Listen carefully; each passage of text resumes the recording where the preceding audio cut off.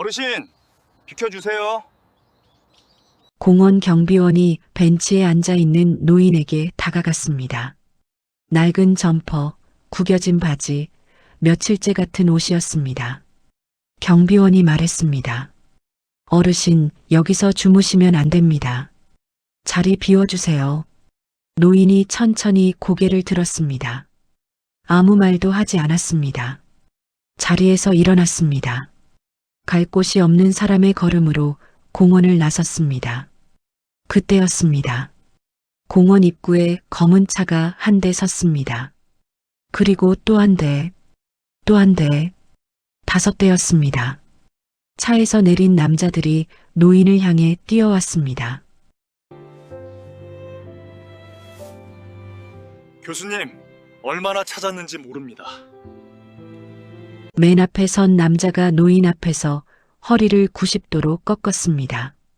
경비원의 손에서 무전기가 떨어졌습니다. 노인의 아들이 저 멀리서 그 장면을 보고 있었습니다. 다리가 후들거렸습니다. 아내 말만 듣고 아버지를 집에서 내쫓은 지 사흘이 지나 있었습니다. 도대체 이 노인의 정체는 무엇이었을까요? 그리고 사흘 동안 공원 벤치에서 무슨 일이 있었던 걸까요? 사연 시작 전 구독과 좋아요를 눌러주시고 어디서 듣고 계신지 댓글 남겨주시면 그곳으로 행운이 가득 깃들기를 바라겠습니다. 사흘 전으로 돌아가겠습니다. 이명수는 72살이었습니다. 평생을 수술실에서 살았습니다. 26에 의대를 졸업하고 32에 전문의가 됐습니다. 40이 되던 해 미국 세인트 메디컬 병원에서 뇌혈관 수술 분야 최우수 연구자로 선정됐습니다. 53세 세계 신경외과학회 최고 공로상을 받았습니다. 그 상을 받은 아시아인은 명수가 처음이었습니다. 수술실에서 명수의 손은 신의 손이라고 불렸습니다. 불가능하다고 여겨지던 수술을 가능하게 만든 손이었습니다. 하지만 지금 그 손은 공원 벤치 위에 힘없이 올려져 있었습니다. 사흘 전이었습니다. 아들 재호는 명수의 외아들이었습니다. 아내가 재호를 낳다가 세상을 떠났습니다.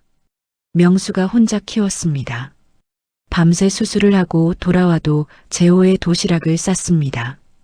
학부모 참관 수업은 거의 못 갔지만 재호의 생일만큼은 빠지지 않으려 했습니다. 재호도 아버지를 좋아했습니다. 아버지가 늦게 들어오는 날이면 현관 앞에서 잠이 들어 있었습니다. 아버지 품에 안겨서야 방으로 들어가는 아이였습니다. 그 아이가 지금 38살이 됐습니다. 재호가 수진을 데려온 것은 1년 전이었습니다. 결혼하고 싶다고 했습니다. 명수가 반대하지 않았습니다. 아들이 좋아하는 사람이라면 충분했습니다. 수진이 처음 명수를 만나던 날 고개를 숙이며 잘 부탁드린다고 했습니다. 밝고 똑똑해 보이는 여자였습니다. 결혼식이 끝나고 셋이 같이 살기 시작했습니다. 처음 한 달은 괜찮았습니다. 수진이 아침을 차렸습니다. 명수가 식탁에 앉으면 밥을 퍼줬습니다. 저녁엔 셋이 같이 TV를 봤습니다. 가끔 수진이 명수에게 말을 걸었습니다. 오늘 날씨가 좋으셨죠? 산책하셨어요. 어색하지만 노력하는 사람 같았습니다. 명수는 그것으로 충분하다고 생각했습니다. 변한 것은 2달째부터였습니다. 처음에는 너무 작아서 명수 스스로도 느끼지 못할 정도였습니다. 어느 날 아침이었습니다. 명수가 먼저 일어나 부엌에서 물을 마시고 있었습니다. 수진이 부엌으로 들어왔다가 명수를 보고 잠깐 멈췄습니다. 그리고 냉장고를 열었습니다. 아무 말도 하지 않았습니다. 하지만 명수는 느꼈습니다. 자신이 없었으면 더 편했을 거라는 표정이었습니다. 명수가 물을 다 마시고 부엌을 나왔습니다. 아무것도 아닌 일이었습니다. 그래도 마음 한구석이 묵직했습니다. 그런 일이 쌓였습니다. 명수가 거실에 있으면 수진이 방으로 들어갔습니다. 명수가 부엌에 들어가면 수진이 뒤따라 들어와 조리대를 닦았습니다. 명수가 인사를 건네면 짧게 대답하고 돌아섰습니다. 말은 없었습니다. 하지만 표정이 말했습니다. 당신이 여기 있으면 불편하다고. 명수는 참았습니다.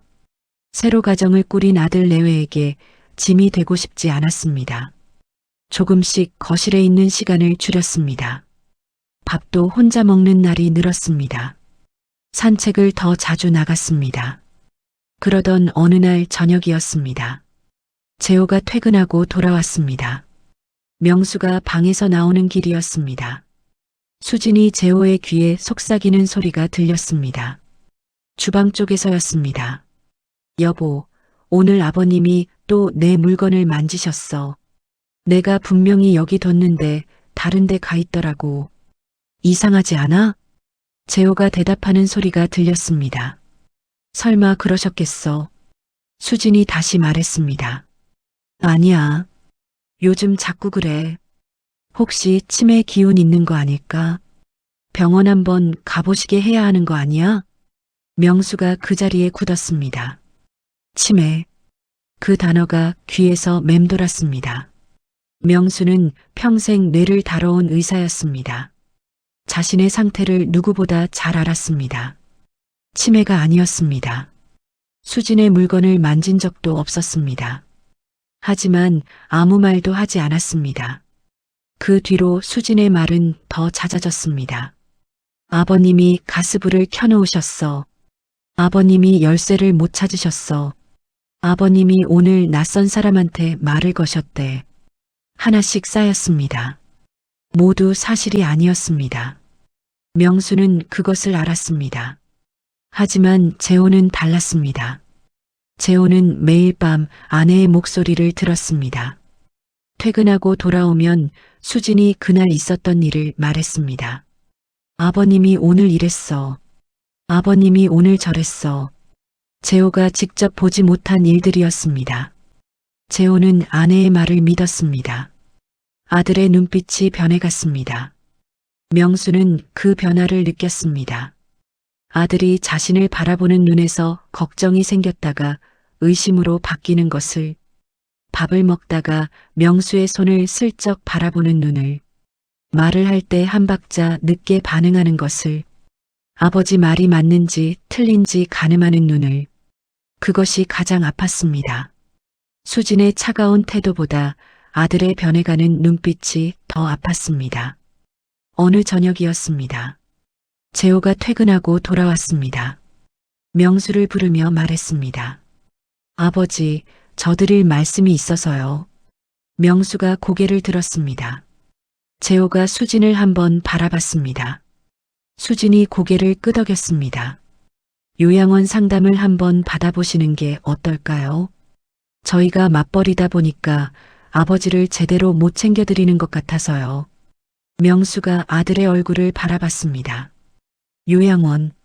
아들의 입에서 그 단어가 나왔습니다. 나는 요양원 안 가. 명수의 목소리가 낮았습니다. 재호가 시선을 피했습니다. 수진이 끼어들었습니다. 아버님, 저희가 못 챙겨드리는 게 죄송해서 드리는 말씀이에요. 거기 가시면 또래분들도 계시고 훨씬 좋으실 거예요. 명수가 수진을 바라봤습니다. 수진의 눈빛에는 걱정이 없었습니다. 빨리 결론을 내리고 싶은 눈빛이었습니다. 나는 괜찮아.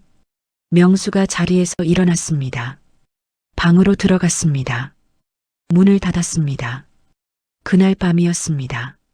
재호와 수진이 방에서 이야기하는 소리가 들렸습니다. 벽이 얇았습니다. 수진의 목소리가 낮지만 또렷하게 들렸습니다. 여보, 이러다가 정말 사고 나면 어떡해? 어제도 혼자 약을 잘못 드셨잖아. 재호가 대답하는 소리가 들렸습니다. 그건 내가 잘못 알려드린 거잖아.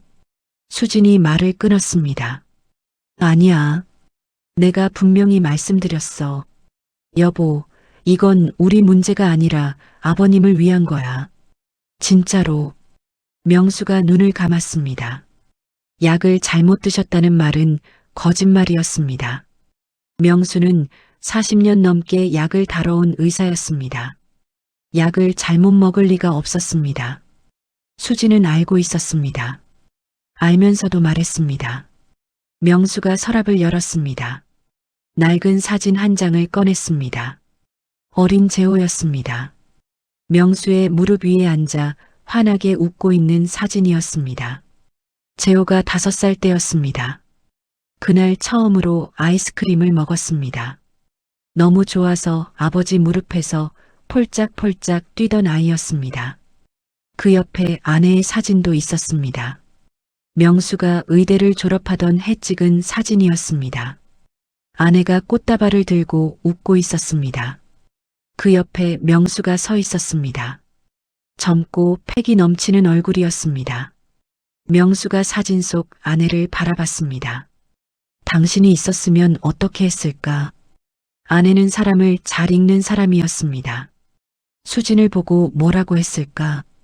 명수가 고개를 저었습니다. 생각해봤자 소용없는 일이었습니다. 아내가 세상을 떠난 것은 재호가 3살 때였습니다. 출산 후 합병증이었습니다. 명수가 직접 수술실에 들어가려 했습니다. 동료들이 막았습니다. 명수가 복도에서 기다렸습니다. 수술은 6시간이 걸렸습니다. 문이 열렸을 때 동료의 표정이 어두웠습니다. 그날 이후 명수는 더 많이 일했습니다. 일을 하면 생각이 없어졌습니다. 새벽에 수술실에 들어가면 밤이 됐습니다. 재호가 잘하는 것을 옆에서 다 보지 못했습니다. 그것이 지금도 후회됐습니다. 명수가 사진을 서랍에 넣었습니다. 불을 껐습니다. 천장을 바라봤습니다. 아들을 원망하고 싶지 않았습니다. 재호는 나쁜 아이가 아니었습니다. 어릴 때부터 착하고 순한 아이였습니다. 아버지가 밤새 수술을 하고 돌아와도 문을 열고 뛰어나오던 아이였습니다. 그 아이가 지금 아내의 말에 아버지를 의심하고 있었습니다. 창밖으로 달이 보였습니다. 명수가 중얼거렸습니다. 나는 괜찮다.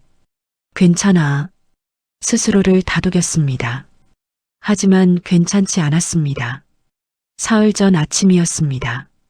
명수가 방에서 나오는데 현관 앞에 짐 보따리가 하나 놓여 있었습니다. 명수의 물건들이었습니다. 옷 몇 벌, 세면도구, 오래된 책 몇 권. 수진이 거실 소파에 앉아 있었습니다. 재호도 옆에 있었습니다. 재호가 입을 열었습니다. 목소리가 떨렸습니다. 아버지, 죄송한데요. 저희가 좀 더 생각해 봤는데 일단 따로 지내시는 게 나을 것 같아요. 명수가 짐 보따리를 바라봤습니다.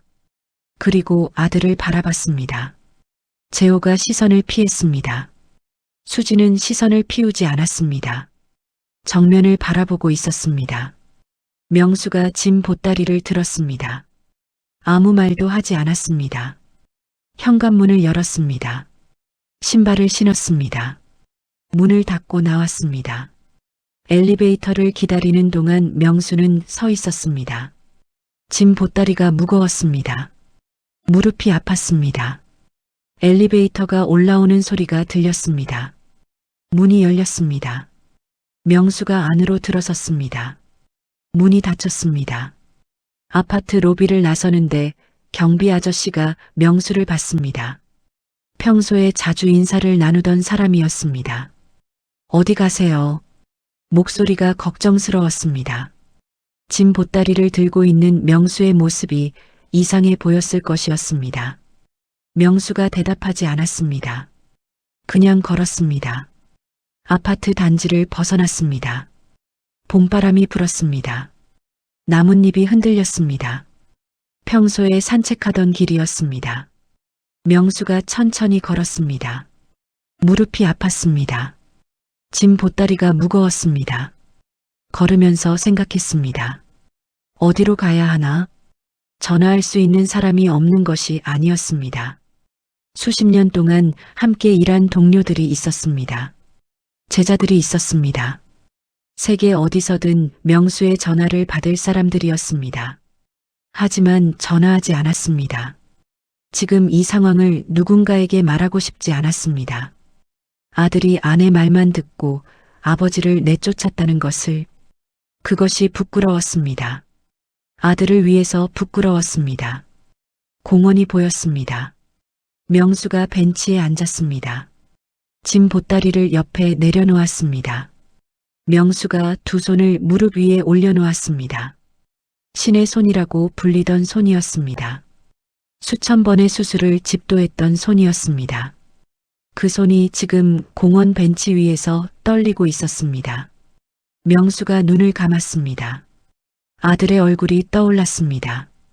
짐 보따리를 내려다보던 재호의 얼굴이, 시선을 피하던 눈이, 목소리가 떨렸지만 결국 말을 했던 아들이 아버지를 믿지 않았습니다.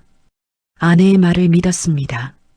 명수의 눈가가 뜨거워졌습니다. 눈물이 나오려는 것을 참았습니다. 72년 동안 살면서 수술실에서도 울지 않았습니다. 지금도 울지 않으려 했습니다. 하지만 눈물이 흘렀습니다. 소리 없이 흘렀습니다. 공원 벤치 위에서 노인이 혼자 울었습니다. 지나가는 사람들이 힐끔거렸습니다. 아무도 멈추지 않았습니다. 그렇게 첫째 날이 지났습니다. 둘째 날이었습니다. 밤새 벤치에서 앉아 있다가 새벽에 잠깐 졸았습니다. 허리가 끊어질 것 같았습니다. 무릎이 퉁퉁 부어 있었습니다. 명수가 천천히 일어났습니다. 공원 화장실에서 세수를 했습니다. 거울을 봤습니다. 며칠째 같은 옷을 입은 노인이 거울 속에 있었습니다. 머리카락이 헝클어져 있었습니다. 명수가 거울 속 자신을 바라봤습니다. 한참을 바라봤습니다. 전화를 할 수 있었습니다. 제자들에게, 동료들에게. 아직 때가 아니었습니다. 아들이 스스로 깨달아야 했습니다. 수진이 한 짓을 재호가 스스로 알아야 했습니다. 공원 매점에서 빵 하나를 샀습니다. 아침을 먹었습니다. 오후에는 공원을 천천히 걸었습니다. 무릎이 아팠지만 걸었습니다. 그때였습니다. 재호에게서 문자가 왔습니다. 아버지 어디 계세요? 명수가 핸드폰을 바라봤습니다. 답장하지 않았습니다. 조금 더 기다리기로 했습니다. 그날 저녁이었습니다. 명수가 벤치에 앉아 있는데 공원 저쪽에서 누군가 걸어왔습니다. 재호였습니다. 명수를 찾으러 나온 것이었습니다. 재호가 명수를 발견하고 다가왔습니다. 얼굴이 굳어 있었습니다. 아버지, 여기 계셨어요. 일단 집에 들어가시죠. 명수가 재호를 바라봤습니다. 수진이가 보내서 왔어? 재호가 대답하지 못했습니다. 명수가 고개를 저었습니다. 나는 괜찮아. 들어가. 재호가 입술을 달싹였습니다. 무언가 말하려다 멈췄습니다. 그리고 돌아섰습니다. 공원을 나갔습니다. 재호가 공원을 나갔습니다. 명수가 그 뒷모습을 바라봤습니다. 아들의 걸음이 무거웠습니다.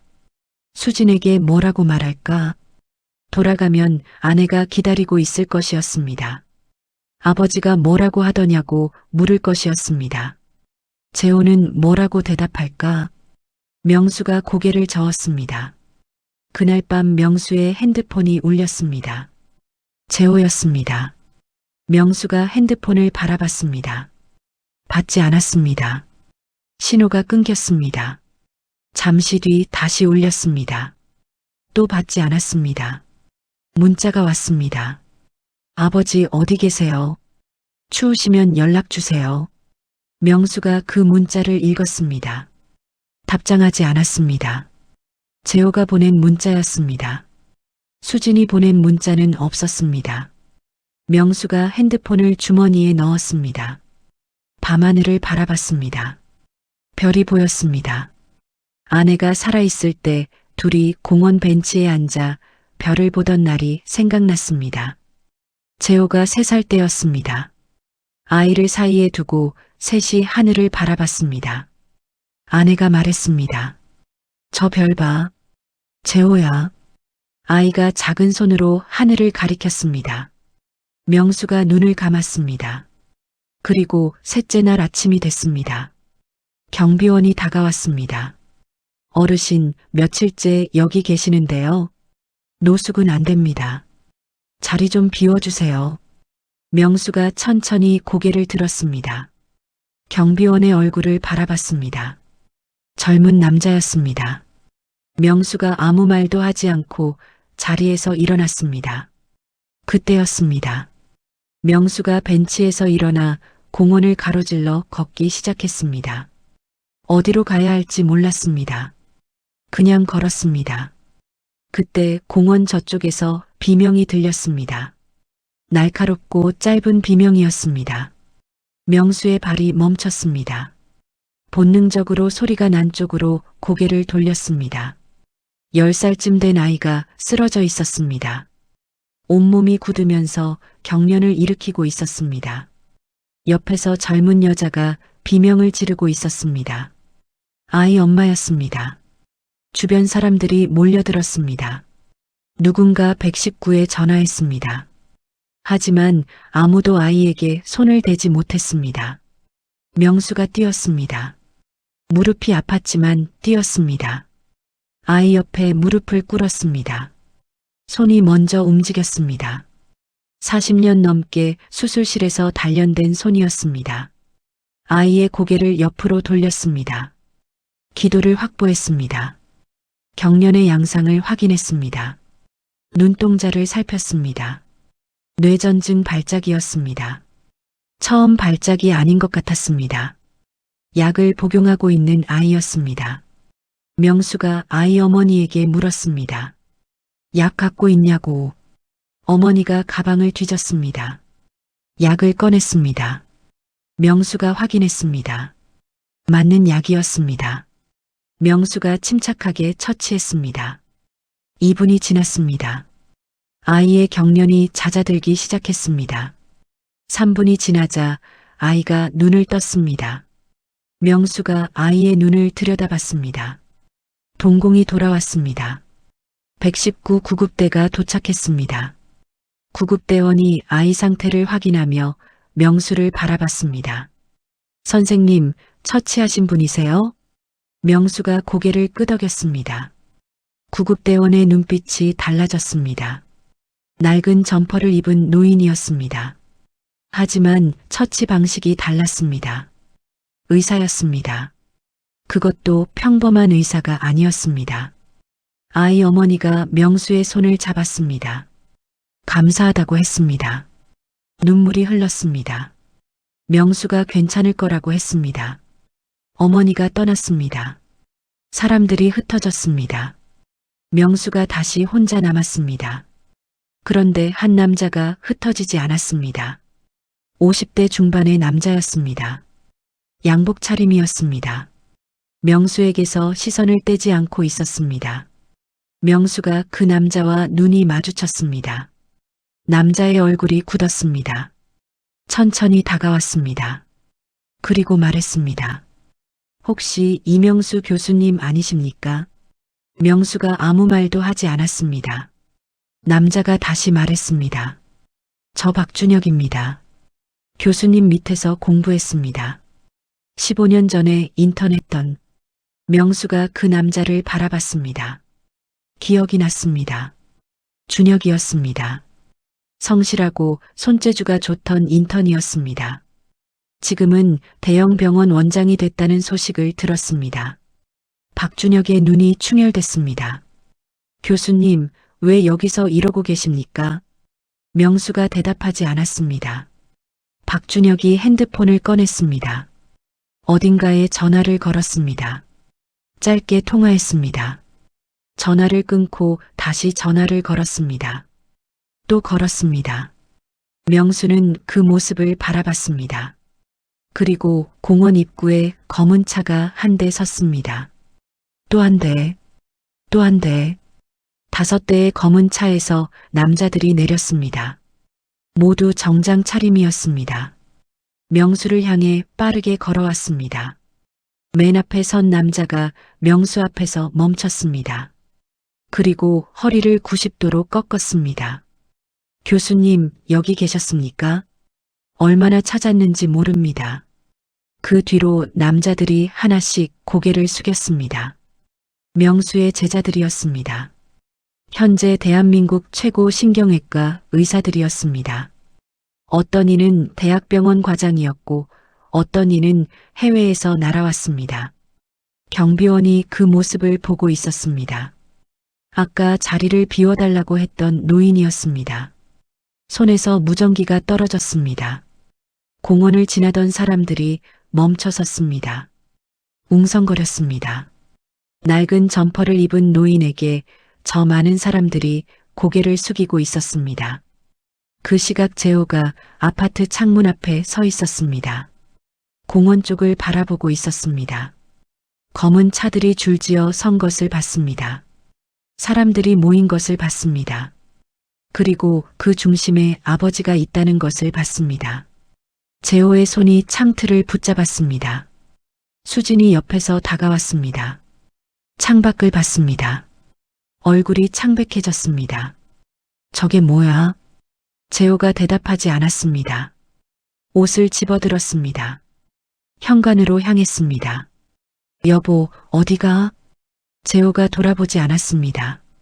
현관문이 닫혔습니다. 재호가 공원으로 뛰어갔습니다. 입구에서 멈췄습니다. 아버지가 보였습니다. 낡은 점퍼를 입은 아버지 앞에 정장 차림의 남자들이 고개를 숙이고 있었습니다. 재호가 한 걸음 내디뎠다가 멈췄습니다. 박준혁이 재호를 봤습니다.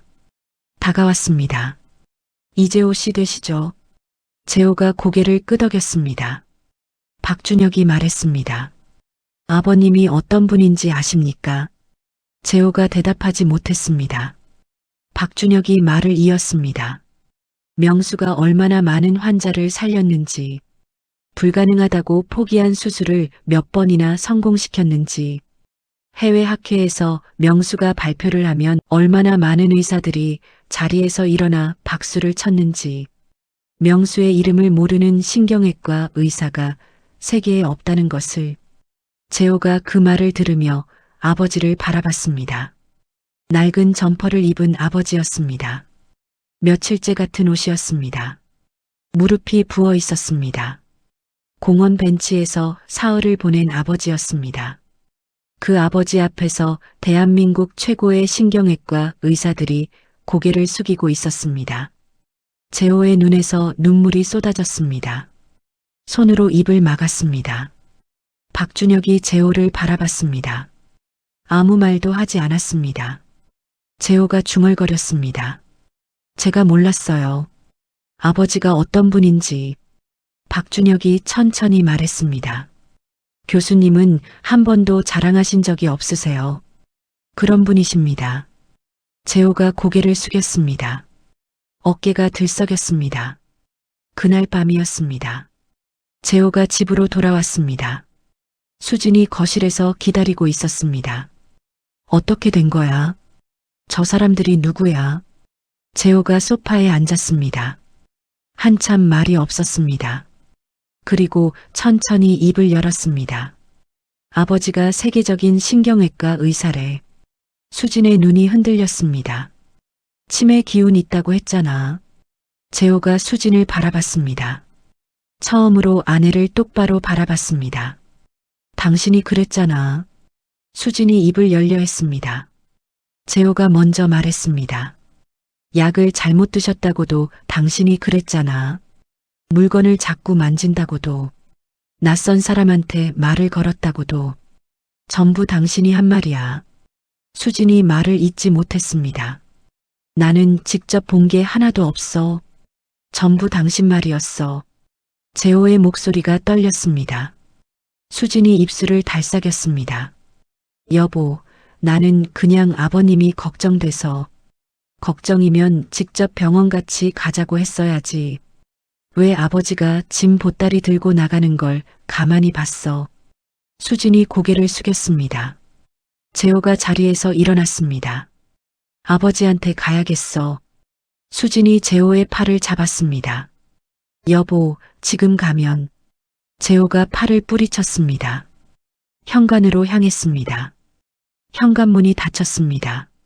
수진이 거실에 혼자 남겨졌습니다.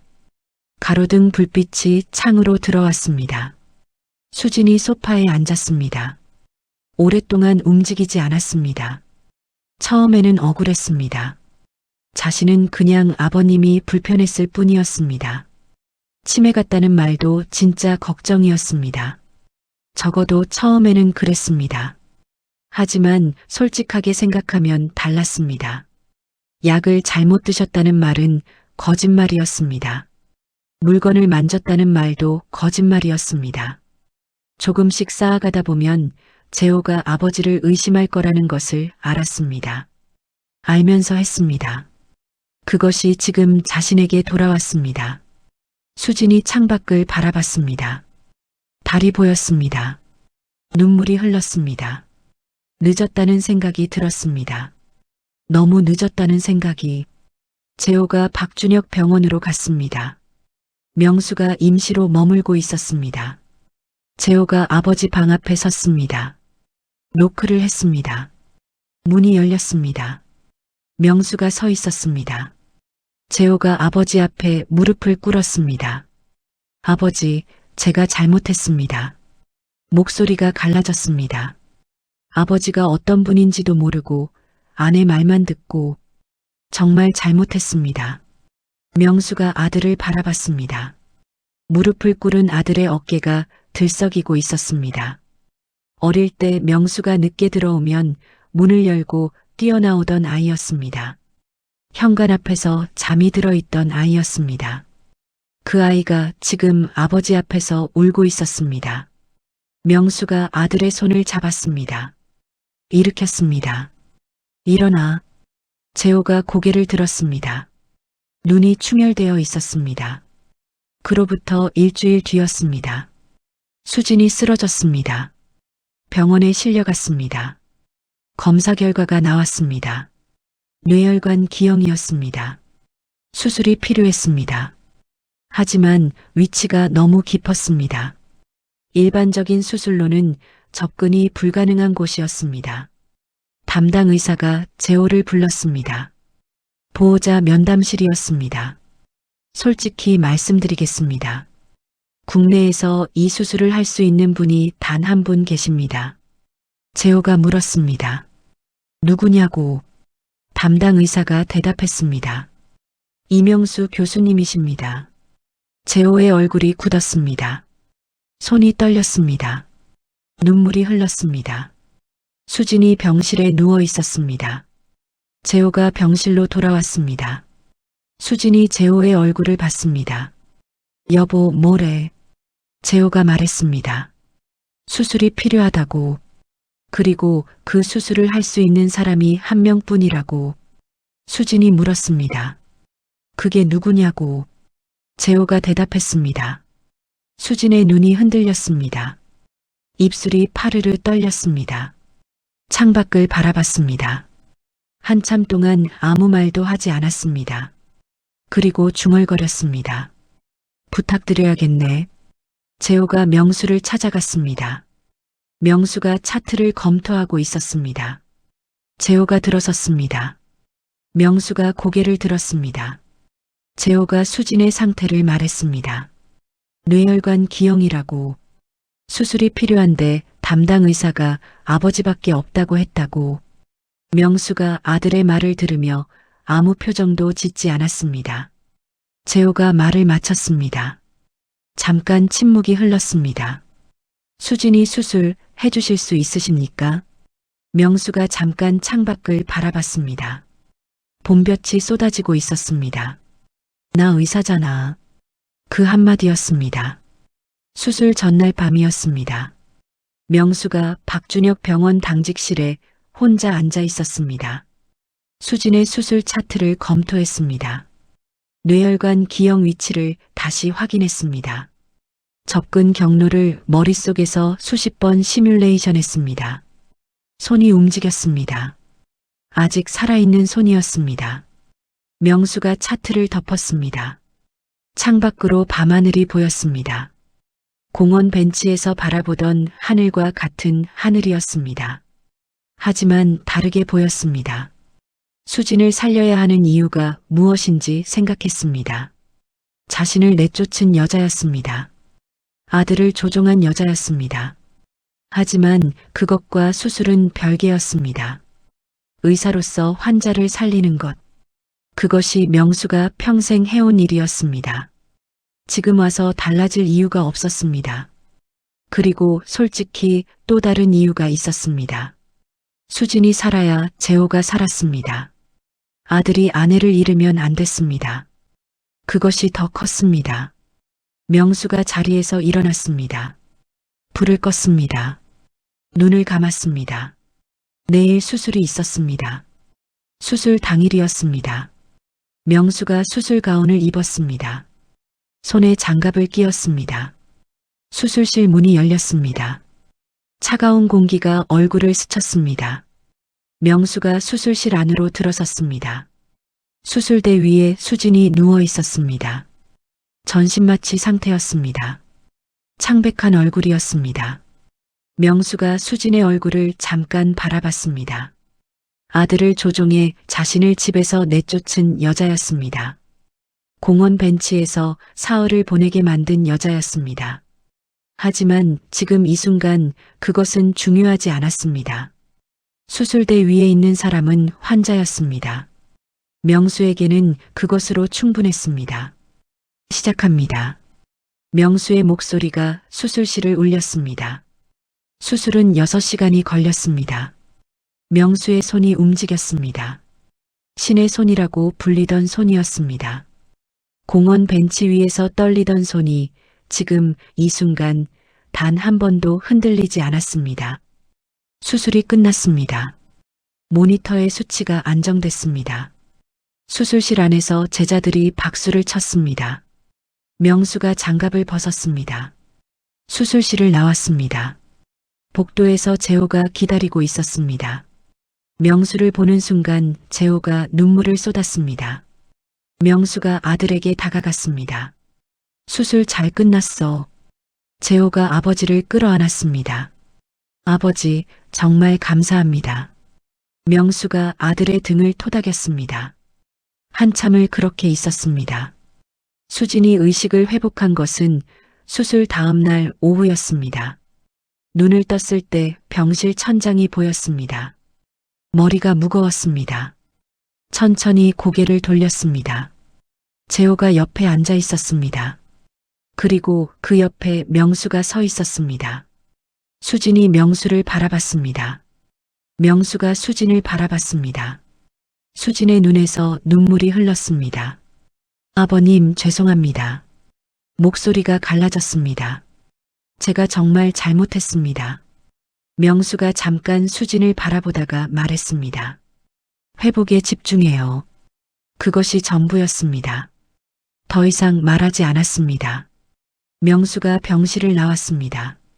복도를 걸었습니다. 병원 창밖으로 하늘이 보였습니다. 구름이 지나가고 있었습니다. 명수가 잠깐 멈춰 섰습니다. 박준혁이 다가왔습니다. 교수님, 저희 병원 뇌혈관 센터 총괄을 맡아주십시오. 명수가 창밖을 바라봤습니다. 봄볕이 따뜻했습니다. 생각해 볼게. 박준혁이 웃었습니다. 기다리겠습니다, 교수님. 며칠 뒤 명수가 박준혁 병원 뇌혈관 센터장으로 부임했습니다. 첫날 명수가 흰 가운을 입었습니다. 가슴에 명찰을 달았습니다. 이명수 교수, 거울 앞에 서서 자신을 바라봤습니다. 공원 벤치에서 노숙자 취급을 받던 사람과 같은 사람이었습니다. 하지만 달랐습니다. 그때 명수는 어디로 가야 할지 몰랐습니다. 지금은 알았습니다. 명수가 병동을 돌았습니다. 환자들을 만났습니다. 차트를 봤습니다. 손이 움직였습니다. 익숙한 손이었습니다. 첫 번째 환자는 65살 남자였습니다. 뇌혈관 협착이었습니다. 명수가 차트를 들여다봤습니다. 수술 방향이 머릿속에서 바로 잡혔습니다. 환자가 명수의 손을 바라봤습니다. 선생님 손이 참 좋으시네요. 명수가 웃었습니다. 괜찮을 겁니다. 환자가 고개를 끄덕였습니다. 명수의 눈빛을 믿는 얼굴이었습니다. 명수가 병실을 나왔습니다. 복도를 걸었습니다. 흰 가운이 바람에 살랑거렸습니다. 이 복도가 익숙했습니다. 수십 년 동안 걸어온 복도였습니다. 병원 냄새가 익숙했습니다. 소독약 냄새, 의료기기 소리, 간호사들이 오가는 발소리. 명수가 멈춰 섰습니다. 창밖으로 봄볕이 쏟아지고 있었습니다. 공원이 보였습니다. 사흘을 보낸 그 공원이었습니다. 멀리 벤치가 보였습니다. 명수가 그 벤치를 바라봤습니다. 그리고 돌아섰습니다. 다음 환자실로 향했습니다. 발걸음이 가벼웠습니다. 점심시간이었습니다. 재호가 병원으로 찾아왔습니다. 도시락을 들고 왔습니다. 아버지가 좋아하는 반찬이었습니다. 명수가 아들을 바라봤습니다. 두 사람이 나란히 앉아 밥을 먹었습니다. 아무 말도 하지 않았습니다. 말이 필요 없었습니다. 재호가 밥을 먹다가 고개를 들었습니다. 아버지, 집에 오세요. 명수가 젓가락을 내려놓았습니다. 수진이 괜찮겠어? 재호가 고개를 끄덕였습니다. 제가 잘 얘기할게요. 아버지 없이는 안 되겠어요. 명수가 창밖을 바라봤습니다. 병원 마당으로 봄볕이 내려앉고 있었습니다. 나무가 흔들렸습니다. 공원 벤치에서 바라보던 나무와 같은 나무였습니다. 하지만 지금은 달라 보였습니다. 그래. 짧은 대답이었습니다. 하지만 그것으로 충분했습니다. 명수가 다시 젓가락을 들었습니다. 밥을 먹었습니다. 재호도 밥을 먹었습니다. 창밖으로 봄볕이 따뜻하게 쏟아졌습니다. 공원 벤치에서 사흘을 보냈습니다. 노숙자 취급을 받았습니다. 경비원에게 쫓겨났습니다. 하지만 그 사흘이 모든 것을 바꿔놓았습니다. 아들이 진실을 알게 됐습니다. 며느리가 살아났습니다. 그리고 명수는 다시 수술실에 섰습니다. 환자를 살리는 손, 그것이 이명수였습니다. 공원 벤치 위에서도 수술실 안에서도 살면서 억울한 일을 겪을 때가 있습니다. 믿었던 사람이 등을 돌릴 때가 있습니다. 내가 얼마나 소중한 사람인지 아무도 알아봐주지 않는 것 같은 날이 있습니다. 그런 날에 이 이야기를 떠올려 주시면 좋겠습니다. 이야기를 끝까지 들어주신 분이 계시다면 잘 들었다고 댓글 하나만 남겨주세요. 구독과 좋아요는 이런 이야기를 계속 만들 수 있는 힘이 됩니다. 영상 끝까지 함께 해주셔서 진심으로 감사합니다.